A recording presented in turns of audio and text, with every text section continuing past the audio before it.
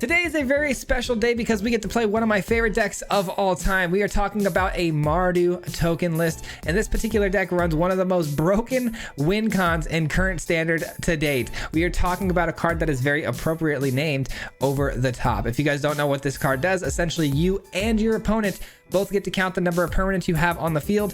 You get to pull that many cards out the top of your deck, and you get to put down any permanents from those cards onto the battlefield, which is really broken because our entire deck is made up of complete permanent spells. Not to mention it runs a ton of token generating tools like Wedding Announcement, as well as Stesnia Uprising. These things are going to spit out tokens every single turn because token creatures count as permanents towards our top end value of the Over the Top spell. Now we've also got things like Kaya because we access, the Mardu color. So Kaya can double the amount of tokens we produce in a single turn, which can really, blow somebody out if we have like a rabble rousing on the field and put down 20 creatures at once.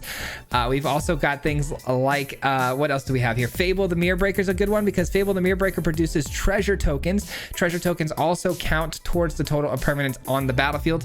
Now the rest of the deck has a few more sneaky win cons that I'm not going to tell you about. You guys can just see for yourselves here in today's video. But before we jump into it, there will be a full deck breakdown at the end of today's video, so stick around for that. In the meantime, in the links below, there's a full deck list. And if you guys enjoy content just like this, if you wouldn't mind giving the video a like, subscribe, all that good stuff helps out an absolute ton, and I'd greatly appreciate it. With that being said though, guys, enjoy the video. Peace.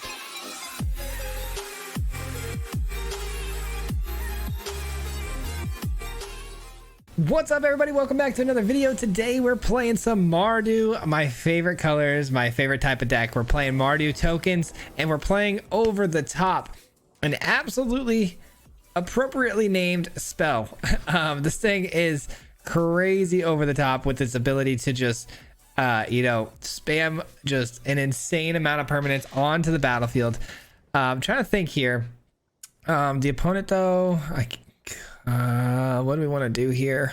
I kind of want to keep rabble rousing if I'm being honest, which is probably not the right play here, but I'm going to do it anyways because I like putting myself in bad positions. All right, so we're going to go with the reinforcements into Fable. Hopefully from Fable we can go into the early rabble rousing, and then I won't regret my decision. We'll see. All right, pass the turn here. But yeah, we just played a game, guys, and I'm so upset with myself that I didn't record it. We actually got a rabble rousing down on turn 5, attacked in, and immediately triggered the hideaway, which was the Over the Top, and we got pretty much every permanent you can ever imagine onto the battlefield in a single turn. It was nuts. All right, easy Fable here for me, no brainer, that's for sure. Attack in. Opponent only has Bankbuster down right now, and they are a mono black deck, which is sometimes a bit slow, so hopefully they can give me time to set up here. Well, that was wishful thinking. No early rabble rousing for us, unfortunately. I'm gonna drop one of these, which might seem a little crazy, but if we don't find land we can't play it anyways, so we might as well. All right, we're gonna +1 here, and we're gonna just say go. We just need to protect Kaya, to be honest, because if we can get Kaya's minus next turn and a rabble rousing down, we could end up potentially doubling down those tokens and triggering the hideaway, I think, because we'll have 1, 2, 3 creatures. We attack in with 2, creating 4 more, so that'd be 3 with the 4. That's not enough, that'd be 7. So we wouldn't actually trigger the hideaway right away, but still doubling down the tokens is not a bad idea. All right, they're gonna crew maybe the Bankbuster here and attack into us, making it tough for us to not block. You hate to see it. You hate to see it, unfortunately. Oh, they just, okay. Very strange attack there. I think they would, you should have maybe sent the Bankbuster there, but okay. Very confused. All right, that must have been some sort of misplay on their part, not attacking with the Bankbuster. We'll take the W, but not exactly how I wanted to start a video, unfortunately. All right, hopefully we can, get a much better second game. That first one would have been pretty awesome, I think. We were about to get a rabble rousing down and about to start blowing up, but the opponent, though, with a bad attack and then just shame scooping, I think. But we've all been there, though. Let me be honest with you guys. I've been there a handful of times. All right, not the greatest hand, but you know what? It does lead into a ramped rabble rousing as well as an over the top, so I will keep it.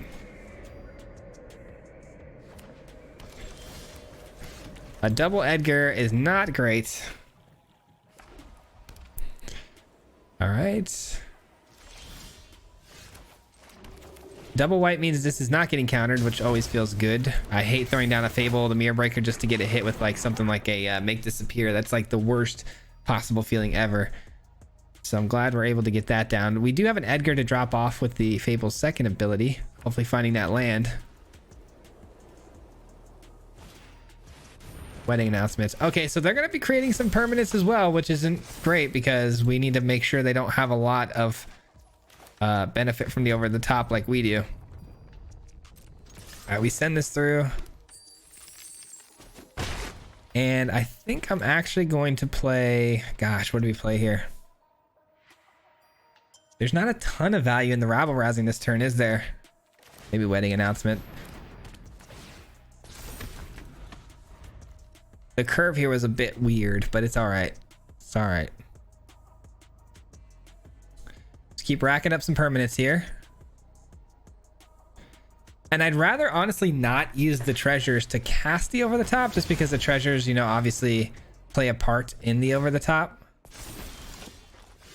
That's a card, but it's not exactly what I need. I need lands here. So I think what we're going to do here is attack in like so, and then we're going to look to draw a card with the wedding announcement, try to find the land drop that we need. Then again, the over the top is ready to go, and they only have one permanent to my well, actually it's not ready. I'm sorry, I miscounted.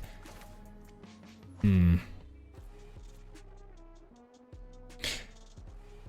if I find a land next turn, it will be ready to go. So yeah, I'm gonna go here. This is such a really tricky. This is such a tricky again curve out. I'm not sure how to really maximize the over the top, which is really what I'm shooting for here. I'm playing around, making sure I can cast a really good over the top, even though there may be some other play lines that might be a little bit better. I think getting an over the top is going to be, you know, the meme of the meme of the day. So I want to make sure we pop that off at some point. Next turn though, we got to find a land drop for it to count. But then again, we have enough of a board state now that it might make sense to just play rabble rousing too and just attack in if we don't find the land and start creating bodies that way. Which does slow down the potential over the top though. Gosh, I'm just so hard focused on wanting to cast this that it might be making my decisions bad here. Yeah, maybe it's this. Maybe I just got to get this down and get it going. That's a great find. The Dread Feast Demon, guys, is insane. Once the Dread Feast Demon hits the battlefield, it's going to be really, really difficult for the opponent to do much, because it's going to basically be creating, you know, these 6/6 flying demons over the top every single turn, because we're going to have plenty of 1/1 tokens that we can sacrifice to it. Another wedding announcement. Okay. There we go. Getting closer.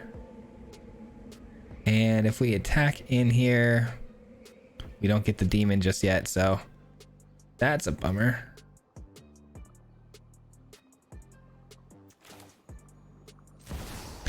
Yeah, that's a bit of a bummer. We will go ahead and create a vampire, attack in.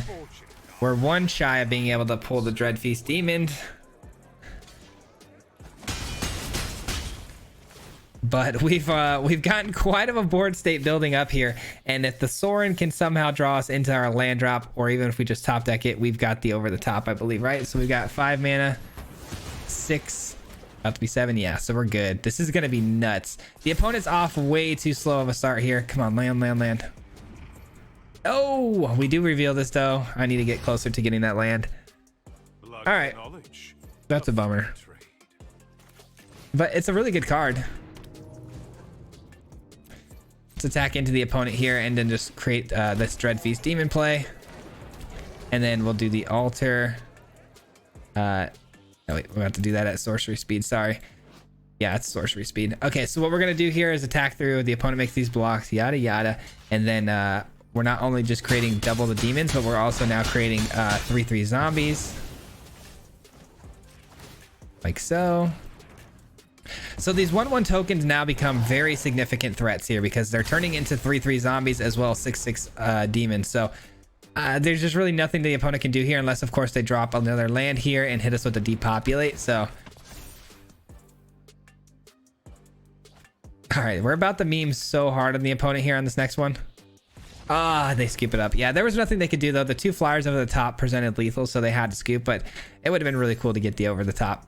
Dang it. So we played so hard and probably, honestly, not very good just so we can get that 1 card down, and we still didn't pull it off. Dang it. Okay, I just had some dinner, and I am back and refreshed, and we are going to get this darn spell resolved if it's the last thing I do. All right. Opening hand here is good enough. Good enough. We do have the wedding announcement on 3, so I'll take it. Yeah, we'll be fine. I do need to win 1 more too because I believe we're 1 away from the next tier, and I'd like to not lose and lose ranking, you know what I mean? So let's get to that next tier. All right, what do we got here? Grixis. Okay, Grixis is tough, man. Grixis is in a really good spot right now, man. They the mid-range is really good. Never mind. Completely just shut that theory down. All right, let's get the wedding announcement in. Was a little afraid there of make disappear, but doesn't actually have it, but they might have the destroy evil, so there goes that. Or that. Okay, I'll take that though. At least it's something I could play later, right? So I'll take it. The Celestis. Okay.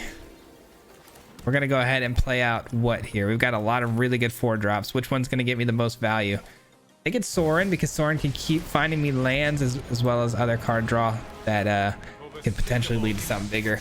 My will, not you, can deal with my servant. All right.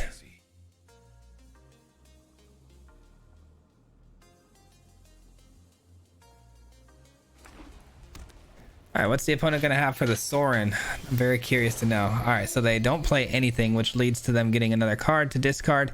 They're going to definitely discard a land. So right now I'm starting to see a development of only basically Azorius colors, and then they splashed in red and black here for some sort of reason. I don't know what that would be, but...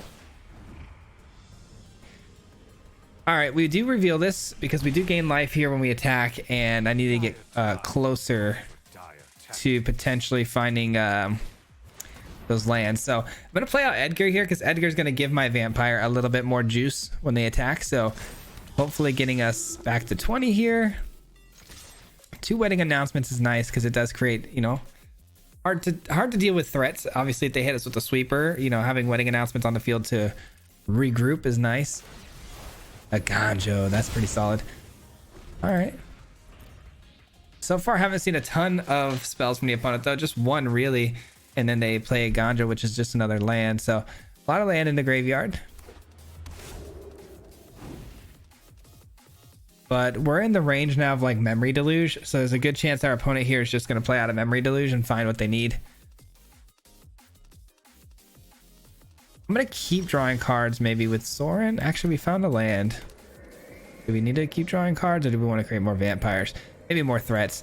Also creates more permanence for us, which eventually leads to a bigger payoff in the long run with things like rabble rousing and stuff. So, and go over the top. All right. This is Wandering Emperor territory. I'm not gonna bite on it. Dang it, no Wandering Emperor. That's unfortunate. It is Memory Deluge. Okay, I figured it was Memory Deluge at first, but then on that attack there, I was like, man, I could be running this into a Wandering Emperor, and Edgar's not a card I necessarily want to have exiled. So I didn't want to just throw it away. I don't regret not attacking there. I think it was the right choice. They could still end up having a Wandering Emperor. You never know. I would imagine like a some sort of exiling everything effect, like a farewell coming down this turn. Oh man, that would suck. Lay down arms. Okay. Okay. At least we know they don't have the farewell in hand, but it could be, you know, depopulate because they want to get rid of that through exiling and not let me get the value off of it when it flips. So they could still hit us with a depopulate here. Leyline Binding. What are they taking actually? Are they taking the Sorin or the wedding announcement here? It's a tough decision.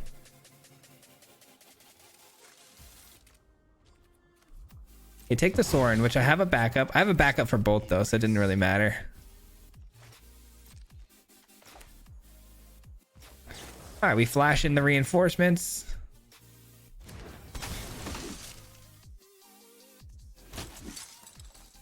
And we can start dishing out some punishment now with these attacks and also start drawing cards off the wedding announcements. I could play out Stenzia Uprising, sorry. Which could get us to that number 13 to throw a fireball at their face of 7. Let's attack first, see what happens.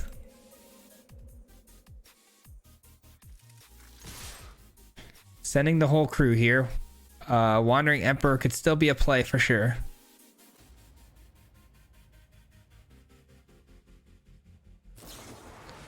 It's not. Okay. Interesting. Do I just play an expensive wedding announcement or do I play the cheaper version? But if I play the cheaper version, I have nothing else to do with my mana, so we might as well play a more expensive one, right? Or I could play another Sorin. Could play another Sorin and look to draw some cards, maybe. Sure. It's pretty good. I'm gonna reveal it. It's a lot of life I'm taking here. I'm very well aware, but I don't necessarily care. I want to make sure I can get a big explosive over the top here, which is coming up very soon with 6 mana on the field. If Sorin can draw us into the next one, or if we could just find it off the top and I can create a token with this Sorin, it could be pretty spectacular. We do have to worry about counter magic, obviously, but we haven't seen any so far, and there's been no priority holds, so I feel pretty good about this not happening. I feel pretty good about not being countered here. Could it happen? Absolutely. So I'm not going to be too upset if it does, but we're going to see if they've got an answer. You deal with this annoyance. We're going to make them have it, you know? Got to make them have it. If they have it, they have it. 2 cards in hand. Memory Deluge probably going to come down here, try to find a counter spell maybe. Or cycle. I like that even better. 1, 2, 3, 4 mana left open. And a Memory Deluge. Perfect. We hit it. Okay. Let's go, dude. That's a big over the top swing, especially because the opponent is on control. So there's going to be a lot less hits from the opponent's side of the field. Nice. Oh, we made them discard 2 farewells. Wait, did we make them do that? How did we just do that? What triggered the discarding of the 2 farewells there? I actually don't know. This fills up the graveyard. Okay, if they're not land. Okay, I'm sorry. I was just trying to figure out there what had just happened and transpired. I get it now. When we played the over the top, whatever's not permanent goes to the graveyard. So we actually, okay, I'm on the same page now. Sweet. Dude, that was probably the 2 best cards we could have hit from the top of their deck. Oh, that's so good. That's so gross. All right, look at our field now. We're looking pretty solid. I think we why do I feel like maybe we missed a trigger with I feel like maybe no, we didn't. We actually created a vampire before we okay. I'm sorry, my brain is all over the place because that play confused me to the core because of these 2 cards going to the graveyard, but I figured it out, and then I got even more confused at my own board state as making sure I hit all my triggers. All right.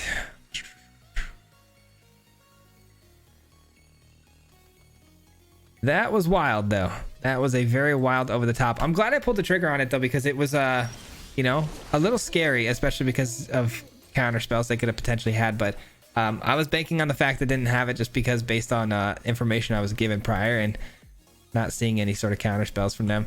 But they're running the, you know, pretty much 5 colors here. Oh, they are running 5 colors. So they can run anything here. Counter spells are on the table. Sweepers are on the table. Oh, there goes a counter spell. Interesting that they threw that away.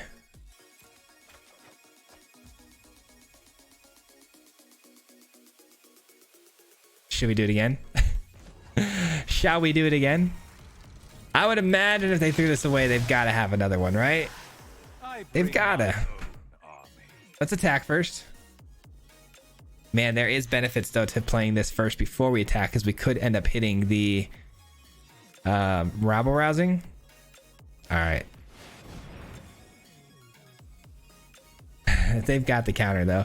There's no way I was gonna say there's no way they throw away a dissipate here and not have it. So it was worth a shot though. All right, let's go ahead and play out this.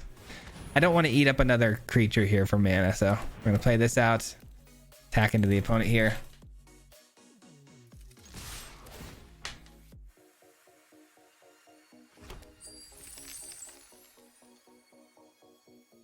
Can't forget we have the altar too. The altar can create as much bigger threats too down the road.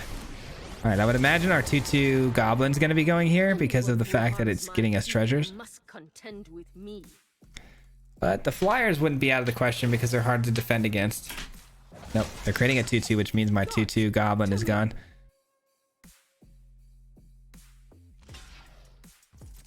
All right, we are drawing 2 more cards. Give me something good.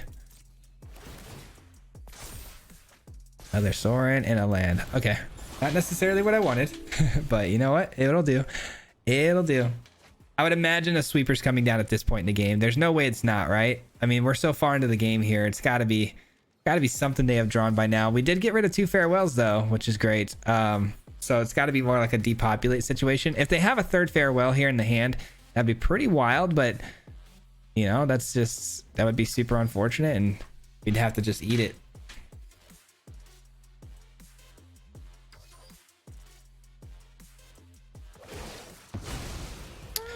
That's strange. Why would they do that? A backup Wandering Emperor, maybe?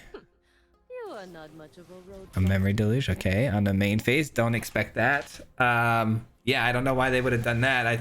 I guess because I can attack over the top and just kill it anyways. So creating a 2/2 there doesn't really matter. They're trying to gain the life. Yeah, that's probably the right play. Thought maybe they had a backup, but 1, 2, 3, 4 lands. Another Wandering Emperor could be in play. I don't see anything aside from a depopulate that's going to help them enough here. Or like a drag to the bottom, something like that. I don't see anything else really helping them here.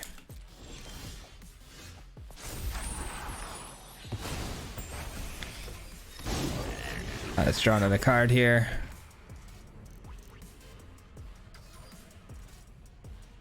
It's a land. All right, and let's get this in, which pumps up my vampire's damage.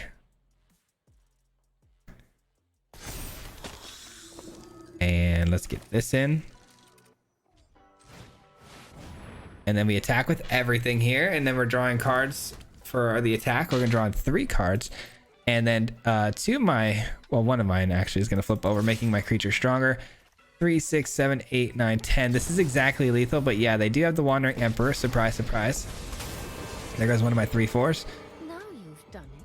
And they stay alive for the time being. You're done. There we go. And then we activate our altar. Sacrificing this guy. Getting a 3/3 zombie. And drawing some cards. 1, 2, 3 cards. There is a rabble rousing finally. Took forever to get there. I was expecting to see that off of the, over the top, but Sorin's been on the field for a long time, just giving me so much value. They have not been able to deal with it. And they have to do a memory deluge from flashback for the main phase. That right there just solidified the fact that we won the game. So, all right, very nice. Should see the opponent concede here because there's really nothing. They've only got 2 mana open and a planeswalker with 1 loyalty. There's literally nothing they can have drawn there to help them out here. So that will do it. They exile the Edgar. They're going to allow us to attack here. Maybe they'll let us, I was going to say, maybe they'll let us get the rabble rousing down and see what we can do, but nope. That'll do. That'll do.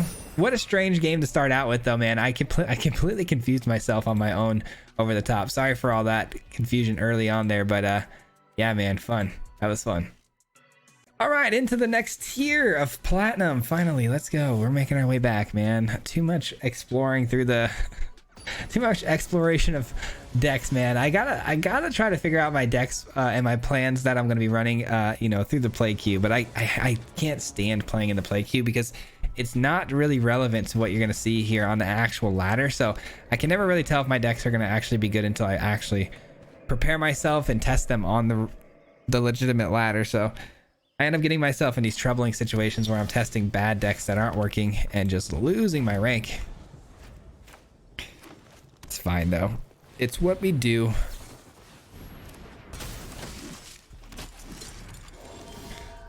All right, little Fable, the Mirror Breaker here. Easy peasy. No attacks. All right. Next turn, I don't necessarily want to discard anything here. My hand looks phenomenal, but I do need to find lands, man. So maybe we have to drop something. I'm not sure. We let that get through because we have the Wandering Emperor next play. Nice. Decline. Beautiful. Okay, this does draw them cards though when things hit the field, which is pretty tough. But I have a really good board here right now because we exile the Kami, which is super problematic to deal with unless you do exile it because it keeps coming back. So I'm glad we're taking care of that. And then we follow it with the rabble rousing, which is going to be nutty.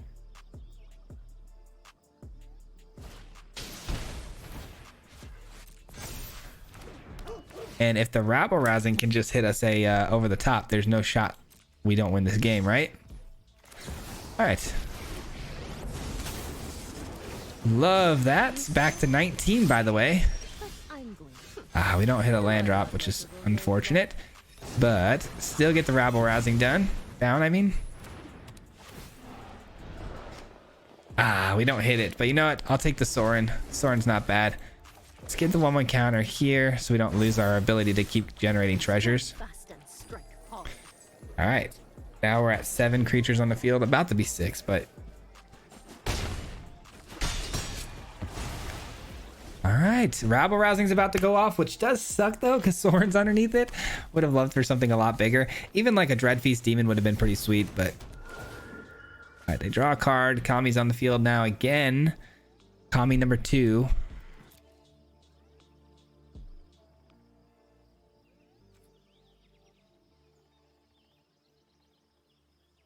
Kami is up there as one of the cards I just hate seeing the most. It's up there with like a Haughty Djinn, Delver. Interesting. They exile my Fable, which I could get back later, potentially. What do we want to do here? Double down on the tokens? I mean, we haven't got any Kaya fun yet. Let's go have some Kaya fun right now. So Kaya's gonna -2. Now we double every single token that we generate. So right now we're gonna get 2 of those samurais. We're gonna get 2 treasures, and we're gonna get double the rabble rousing triggers. So that's gonna be wild. And then not to mention Sorin's gonna spit out 2 vampires.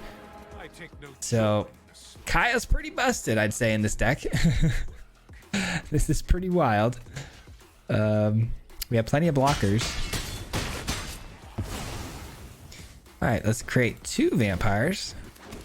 Let's get a wedding announcement down so we can draw some cards, yeah? Perfection. This is what we call perfection, baby. This is how the deck is supposed to run. This is when it's at its smoothest. Wow, a 3rd Kami, though. I hate that card. I hate that card. Oh, man. Weaver's pretty problematic too with all the exiling, but we're so far, you know, we've gone so far wide, there's no way they can keep up with this.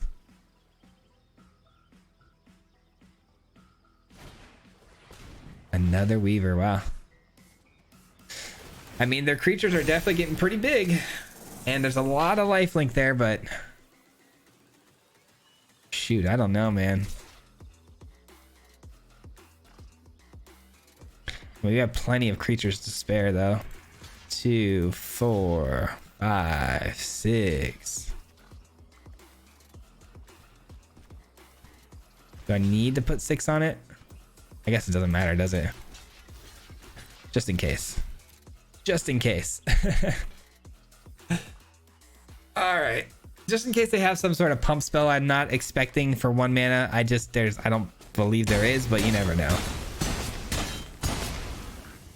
Oh, they leave back one of my 2/2s. All right. We're going to give you the 1/1 counter. You're also going to get a counter. Let's see what's on top of the deck here. Sure, we'll take it. And what else? Some more card draw. And an Edgar. Edgar seems fine. Pumps up the vampires even more. And there's really no reason not to swing. We kind of replicate all the creatures that we're gonna lose here on the attack. So send it all through. And everything's got death touch, by the way. So thanks to Kaya once again shutting this enchantment deck completely down, because our entire board state is completely death touch. That's Kaya's ability too, by the way, guys. Kaya gives a 1/1 counter to a token and the rest of the field gets death touch. It's pretty busted.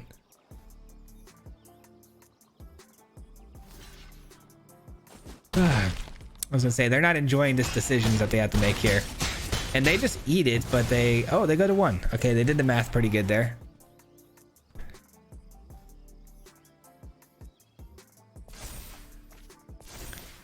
And we get a okay, this is 39 permanents on the field. Imagine it go over the top right now. That would be pretty silly.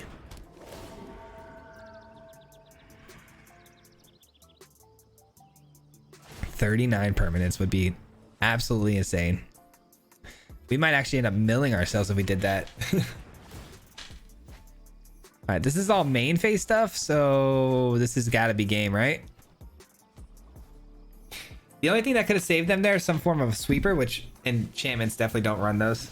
So, very nice. There was no coming back from that. I don't think there's anything but farewell that would answer any problems like that. So, GG. All right, one final game for the road, and then we'll call it. Man, I'm having so much fun though. This is a good one, man. This is a good one. Ooh, this is a bad hand though. Wow, this is a really bad hand. Oh my gosh, I knew that was gonna happen. I knew it. I'm gonna have to keep this one though, unfortunately. We'll have to keep it because we do have the wedding announcement on 3, which, yeah, we're asking to lose this one, that's for sure. Well, it was a fun video, guys. It was fun while it lasted. I am glad we hit the 3rd land drop. That's nice. That's a positive.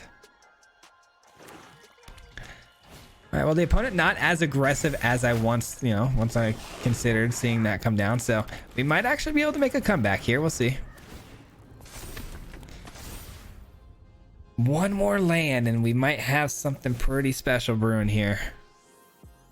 Because then we got our whole hand that we can play out, which... What would we want to do on our 4th land drop though? Do we want to go Edgar or Uprising?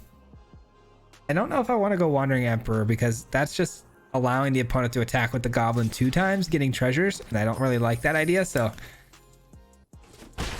I don't necessarily love the Wandering Emperor here. I think I like the Edgar the most here because it shuts down the ability for the opponent to attack in. Ooh, with the Goblin at least.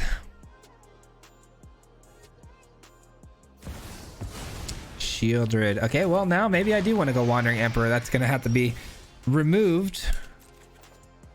Okay, and that was assuming we were going to hit a land drop there, which we did not. So, we are in trouble. We are in trouble. You know, I didn't expect a whole lot from this game, though, to be honest. So, it is what it is.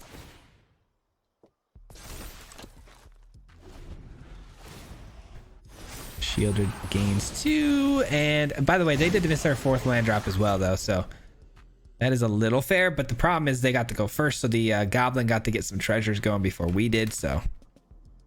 Actually, did they even go first? I don't know. Maybe they did. I could have made that up. I might be making that up completely, so who knows.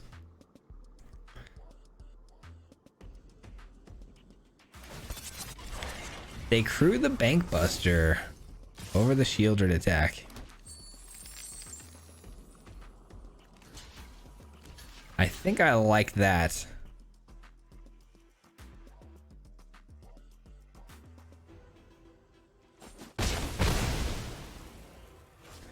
All right, now remember, if we discard cards from our hand and draw, we do get hurt by the Shieldred, but I don't necessarily think we have an option here. I mean, it all depends really on if we find a land or not, so we do. Okay, so we don't necessarily need to make the adjustments. We'll just decline, and then we'll go for the Wandering Emperor play.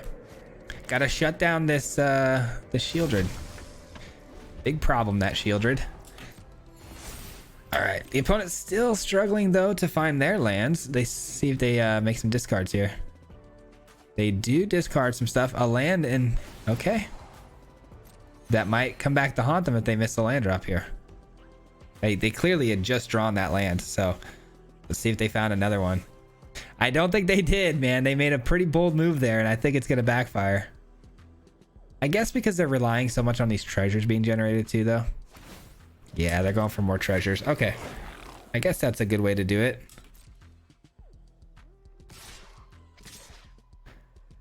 And they don't attack with Shieldred. What a mad lad. Okay, this person has a pretty solid read on us, man. That was a good play. You gotta respect it, man. When a player can make a read like that, you gotta respect it. I hope you're ready to lose.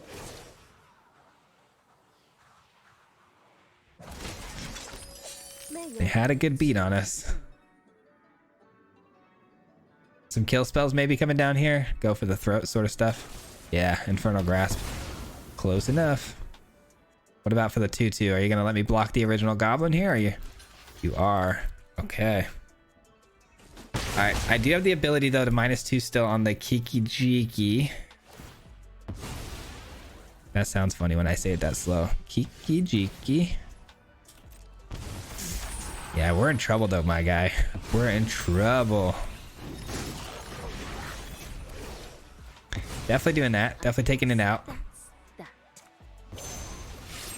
Stenzia Uprising is pretty solid here just because it produces us bodies every single turn that we can chump block with, right? So I think getting that down now while the board's not as crazy as it could be is a good idea. Plus it offers us an ability to blow up the Shieldred at one point as a removal, so we're doing the best we can with what we got, but it's not pretty.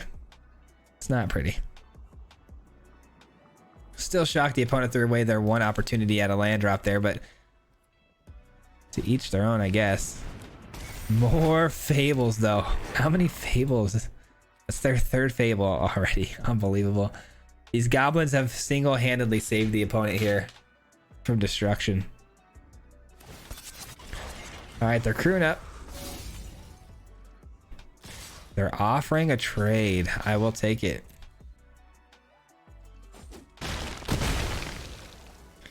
I will take it. All right. Yeah, I think Edgar will do just fine here. And then we get an Uprising trigger. So there we go. All right. Hopefully no kill spells from the opponent here. A kill spell could mean a certain death. Well, they kind of have to kill both of these in order to get the damage through. But that doesn't mean that they're not running, you know, burn spells too. Burn spells could get through. So we'll see. They actually have a lot of mana. I was going to say they have a lot of mana. I was just going to say Invoke Despair is an option too, which they do have. Yeah, that's enough to do it, unfortunately. That's enough because now they just got to get two through, which they have plenty on board. So, hey, it was a good run. I mean, we had some really big wins with this thing. And again, I mean, we just didn't get a fair shake on the opening hand here, having to mulligan the way we did. And it just, you know, it's the way things happen sometimes. Let them go ahead and go through their paces here and get their attack through and end the game.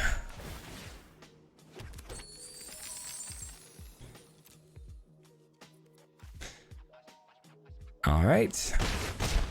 GG's. All right, well, we've come to the part of the video, though, where we are going to go ahead and break the deck down, talk about it a little bit further, and show you guys exactly what's in the build. So stick around. that is going to conclude today's gameplay portion of the video. We are going to break the deck down, talk about it a little bit further. But before I do that, I want to give you guys a huge shout out if you made it this far. It helps an absolute ton with the YouTube algorithm when you stick around. So I do appreciate that a lot. Thanks for that support. With that being said, let's take a look at today's deck. So I guess we can start with Over the Top, right? It's the card we built around here. It's a card I ran in Naya before in the past and had a lot of fun with because token decks just absolutely go insane with this card.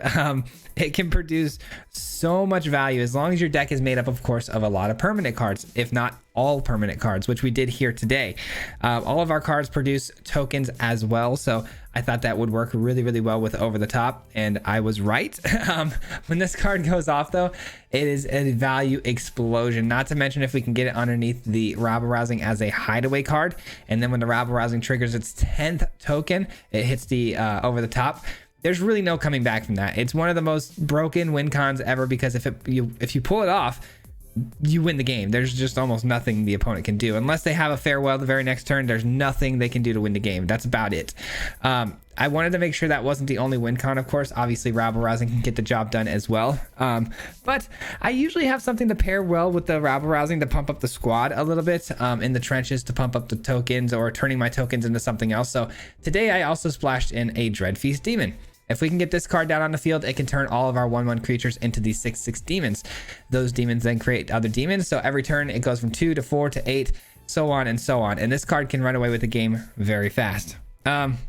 Sanctuary Warden was another top end because it can also produce tokens, but also draw some cards. But it's also just a one of because we really wanted to heavily focus on getting the board as filled as possible, going as wide as possible, generating as much tokens as possible. So of course we have an early game of reinforcements, obviously creating us 2 bodies really fast and early, right into things like the Wedding Announcement and the Fable of the Mirror Breaker. Some classic combinations there. Little reinforcements, more tokens following it up with the Reflection or Wedding Announcement. Not to mention the Reflection gives us treasure tokens, like I said, also count towards the total, but also can ramp us into the spell because it's very expensive. So Fable was a really good addition. And then I did splash in 2 altars, which I thought was pretty fun because these can also turn our, our 1/1s into 3/3 threats, which is pretty cool. But also it can add some mana to, eventually get to the Over the Top as well, because, a couple of tokens that we can throw away as fodder to sacrifice for mana. We could do that as well. And then 2 Kayas. Kaya is pretty much going to make at least a 2 of in every single one of my tokens decks. There's almost nothing that's going to stop me from a Mardu deck with tokens from throwing Kaya into this thing, because Kaya doubles tokens, obviously pretty busted, but it doubles every token, including treasures tokens and blood tokens, things like that. So Kaya is just an MVP here, especially if we can, double and then hit a rabble rousing into a high or Over the Top. That would be insane. That would be one of the most broken combinations ever. And then we have 2 really good planeswalkers with Wandering Emperor and Sorin. Sorin I have a little bit more of than the Wandering Emperor because Sorin also plays off of the Edgar, which if it dies can create us even more tokens, more vampire tokens. So it fits the build here. And then Stesnia Uprising, a really cool enchantment that I don't use nearly enough, but this also can surprise the opponent for a win. If you get 13 permanents onto the battlefield, you can sacrifice this to deal 7 damage to any target, which can win you the game out of nowhere. Problem with this card is we typically have a lot more than 13 permanents on the battlefield. So a lot of the times we go over before we can even get this thing to go off, but a really fun card nonetheless. But yeah, that's the deck, guys. I hope you guys enjoyed today's video. This one was an absolute pleasure to make, a blast to play, and yeah, I just hope you guys enjoyed it. If you made it this far, I'm assuming you did, so thank you for watching all the way through. I appreciate that a lot.